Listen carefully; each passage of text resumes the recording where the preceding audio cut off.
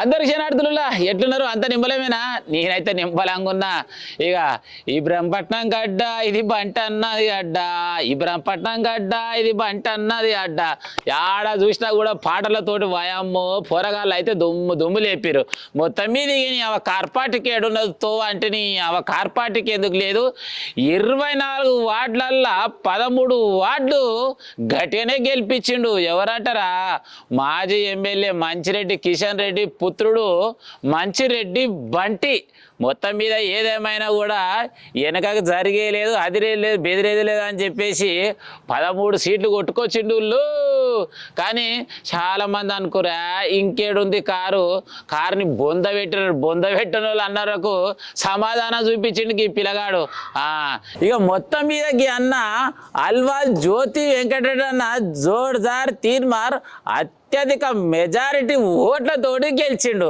మరి ఎట్లా గెలిచిండు, ఏమేమి గెలిచిండు, ఒక 2 ముచ్చట్లు అడుచుకోమని వాళ్ళ సీనాన్ని పంపించిన. ఓ పిల్లగా ఉన్నావా? అందరికి నమస్తే, నేను మీ జర్నలిస్ట్ గొంగడి సీనన్న. ఏదైతే మరి జరుగుతున్నటువంటి ఎలక్షన్స్లో భాగంగా ఇబ్రాహీంపట్నం అంటేనే ఒకప్పుడు మంచిరెడ్డి గడ్డ అనే అంశం నుంచి మరి గత సంవత్సరం చూసినట్టయితే ఎలక్షన్లో భాగంగా మరి కాంగ్రెస్ పార్టీ ఇక్కడ ధీటుగా గెలవడం జరిగింది. మళ్ళీ ఇప్పుడు ఎలక్షన్స్లో భాగంగా మరి ఇప్పుడు రూలింగ్ పార్టీని కాదని కూడా ప్రజలు మరి పట్టం కట్టిరు. మరి ఎందుకు ఓట్లు వేసిరు, ఎట్లు వేసిరు, అన్న ఏం చేసిండు ఇంత కట్టుకునే ప్రయత్నం చేస్తాం. అన్న నమస్తేనే. ఏదైతే 2.5 సంవత్సరాల క్రితం ఏదైతుందో కాంగ్రెస్ గవర్నమెంట్ అబద్ధాల హామీలు ఇచ్చి, ఏదైతే 410 హామీలు ఇచ్చి గద్దెనెక్కినప్పటి నుంచి ఇప్పటి వరకు ఏదైతే 6 గ్యారంటీలు అని మహిళలను కానీ వాళ్ళందరినీ మభ్యపెట్టారు. దానికి అనుగుణంగా ఏదైతే ఈ తెలంగాణలో ఉన్న ప్రజలు ఏదైతే ఉందో ఈ కాంగ్రెస్ గవర్నమెంట్కి బుద్ధి చెప్పాలనే ఉద్దేశంతో ఈ మున్సిపల్ ఎలక్షన్లో కానీ, గతంలో 1 నెల 2 నెలల కింద జరిగిన గ్రామ పంచాయతీ ఎలక్షన్లో కానీ ఓటుతోటి బుద్ధి చెప్పాలనే ఉద్దేశంతో ఈ జనాలల్లో ఇది వచ్చి ఓటింగ్ అనేది కాంగ్రెస్ గవర్నమెంట్కు ఒక చెంపపట్టు అనేది ఈ ఎలక్షన్ నిదర్శనం.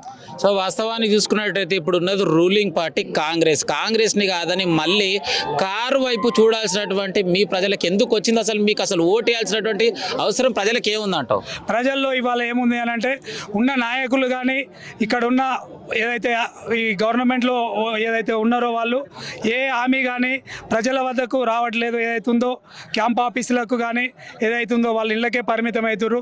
ఏదైతే 2.5 సంవత్సరాల క్రితం గవర్నమెంట్ పోయినా కానీ మంచి చెడ్డకు ప్రతి బీఆర్ఎస్ కుటుంబ సభ్యుడు ఓ కార్యకర్త కానీ ప్రతి కార్యకర్త దగ్గరికి ప్రతి ఒక ఇల్లుకు అమ్మక్కకు ఏమైంది, ఏం సంగతి అనేది ప్రతి నిమిషం వాళ్ళని మందలించడం జరుగుతుంది. దానికి అనుగుణంగా జనాలకి ఇట్లా ఎప్పుడు బీఆర్ఎస్ పార్టీ కానీ కేసీఆర్ కానీ అండదండలు, మంచిరెడ్డి మా కాన్స్టిట్యున్సీలో మంచిరెడ్డి కిషన్ రెడ్డి గారి ఆశీస్సులు అండదండలు ఉంటాయని ప్రజలకు నమ్మే విధంగా మా షేరుగూడ గ్రామ కార్యకర్తలు కానీ గ్రామ ప్రజలు కానీ ఎల్లవేళలా ప్రజల వెంబడి ఉండడం వల్ల ఈ విజయం సాధ్యమైంది. బీఆర్ఎస్ పార్టీ అంటేనే కబ్జా కోర్ల పార్టీ, అందుకే బొంద పెట్టారంట. ఇప్పుడు వాళ్ళకి ఏం సమాధానం చెప్తావు?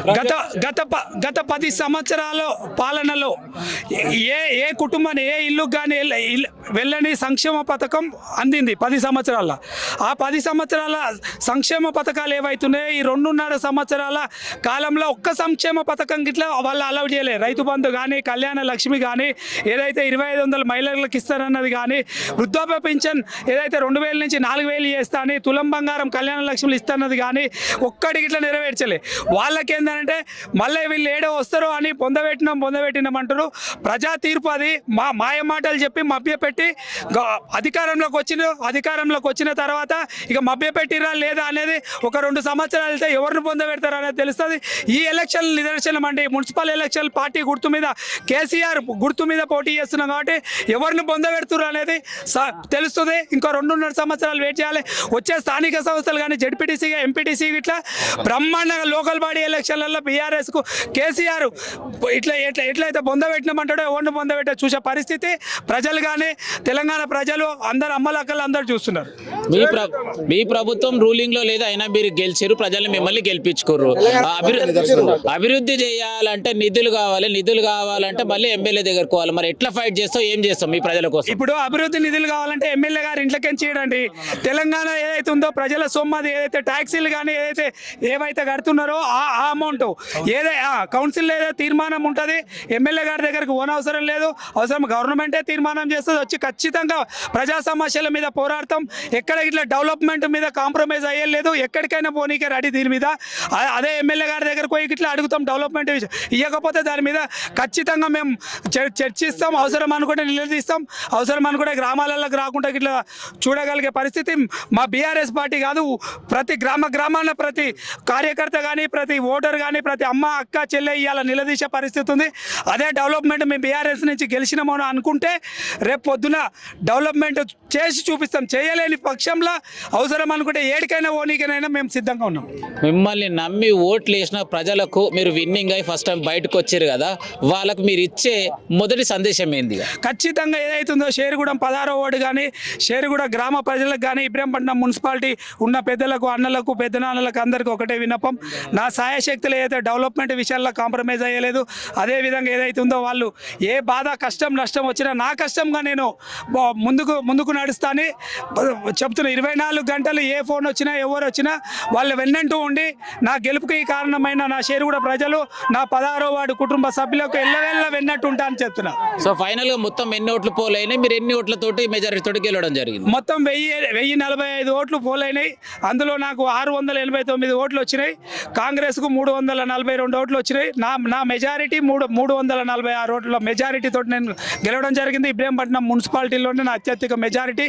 ఏదైతే నా షేరుగూడెం నా ప్రజలు ఏదైతుందో, నా అన్నలు అక్కలు తమ్ముళ్ళు, నా కుటుంబ సభ్యులు అందరికీ నేను ఎల్లవేళలా నా శక్తి వంచన, నా శక్తి ఎంత ఉంటే అంతకు సేవ చేయనీక నేను రెడీగా ఉన్నాను. సో రైట్, మొదటిసారి జర్నలిస్ట్ గొంగడి సీనన్న దగ్గరకు వచ్చి క్వశ్చనింగ్ చేయడం జరిగింది. ఫైనల్ గా సీనన్న గురించి చెప్పాలంటే ఏం చెప్తావు? బాగుంది. గొంగడి సీనన్న ఏదైతే ఉందో జర్నలిస్ట్ పరంగా నాకు చాలా హ్యాపీ. ఎందుకంటే నేను గేట్లోకి నుంచి రాగానే రిసీవ్ చేసుకొని నేనేం చేస్తా, ప్రజలకు ఏం చేయబోతున్నావు అని అడిగిర్రు, దానికి నేను సమాధానం చెప్పిన. థ్యాంక్ యూ సీనన్న, గొంగడి సీనన్నకు thank you very much. Right, ఏదేమైనా కూడా 300 పైచులకు ఓట్లతోటి కారు మంచి రేజింగ్ లో వచ్చి మరి గెలవడం జరిగింది. ఏదేమైనా ఈ ఎమ్మెల్యే తోటి నాకు అస్సలు పని లేదు, కొట్లాడనీక దమ్ముంది, అభివృద్ధి చేయనీక దమ్ముంది, నా ప్రజలను ఎప్పుడు అభివృద్ధి బాటలో తీసుకెళ్తా, ఎప్పుడు ప్రజలతోటే ఉంటా అని చెప్పేసి అల్వా జ్యోతి వెంకటరెడ్డి గారు తన అమూల్య సందేశాన్ని మనతో పాటు తెలియజేశారు. కెమెరామ్యాన్ సైతం మరి రైట్, ముచ్చట తిన్నారు కదా. ఏదేమైనా కూడా రూలింగ్ పార్టీలో ఎమ్మెల్యే ఉంటేంది, రూలింగ్ పార్టీలో నేను లేకున్నా కూడా కొట్లాడుడే, పైకం తెచ్చుడే, అభివృద్ధి చేసుడే, ఏదేమైనా కూడా అభివృద్ధిలో నెంబర్ 1 తీసుకుపోతా అని చెప్పేసి అల్వాల్ రెడ్డి అన్న మనతోటి ముచ్చట చెప్పిండు. ఎట్లుంది ముచ్చట? నచ్చిన వాళ్ళు అయితే తప్పకుండా సబ్స్క్రైబ్ చేయరి, సపోర్ట్ చేయరి. ఉంటావాలిగా.